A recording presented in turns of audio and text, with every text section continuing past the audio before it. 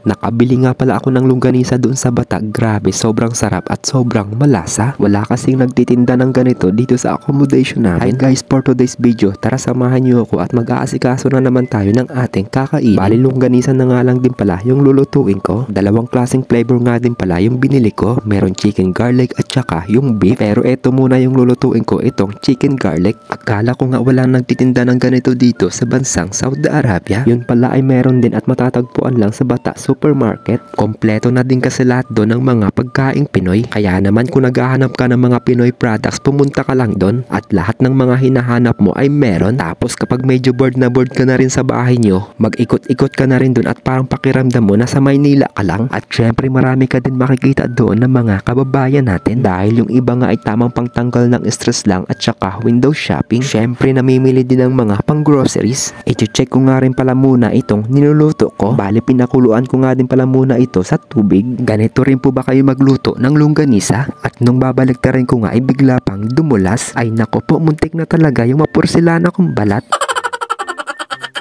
Pagkalipas nga din pala ng mga ilang minuto, kunti na nga lang din pala yung tubig. Kaya naman kumuha na nga rin pala ako ng gunting para gupitin itong tali. Naglagay nga rin pala tayo dyan ng kunting mantika kanina. At eto na nga rin pala yung kinalabasan ng longganisa natin. Luto na yan kaya hindi ko na masyadong iprinito. Baka mamaya masunog pa. At syempre gumawa nga rin pala tayo dito ng sausawan. Kaso nga lang naubusan nga rin pala tayo dito ng sibuyas. Kaya ang ginawa ko yung nakababad na bawang at sili doon sa suka ay kinuha ko. At syempre dinagdagan ko na lang ng pangpalasa. Sarap din itong i-partner pang almusal sa sinigang guys ay sa sinangag pala. Tapos yung may bacon, hotdog at saka sunny side up egg. Grabe sobrang sarap nun guys. Ay naalala ko pa. At syempre mahilig nga rin pala tayo sa kape. Tamang tama medyo malamig ang panahon kaya tamang higop muna tayo ng mainit na kape. Eto talaga yung mga namimiss kong pagkain lalo na kapag sa umaga. Pero pang tanghalian ko na ito. Nawa ko na nga rin palang sabaw yung suka. Ang sarap ng sawsawan natin guys dahil nilagyan ko ng pamintang durog. Kaya naman tara samahan nyo ako at kumain muna tayo. At syempre unang subo ko first bite para sa inyo.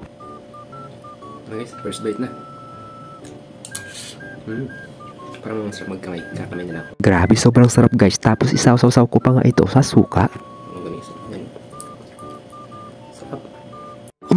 Grabe, sobrang sarap at sobrang malasa. Parang gusto ko pang bumili ulit nito sa sahod pero sa susunod na sahod na lang ulit kasi meron pa naman tayong isang balot doon na natira. Kaya ayun paabutin hanggang katapusan. Charot lang. Kung kaya edi subukan natin yung pakurot-kurot lang ang pagluto. Pwede kaya ayun? So ayun guys, bago nga pala matapos itong video natin, baka pwede nyo naman i-follow, like, share, comment itong video na to para mas lalo pa tayong ganahan gumawa ng mga content. At syempre wag nyo rin kakalimutan mag-comment kung taga saan ka. So ayun guys, inom muna ako ng kape bago pa ito lumamig.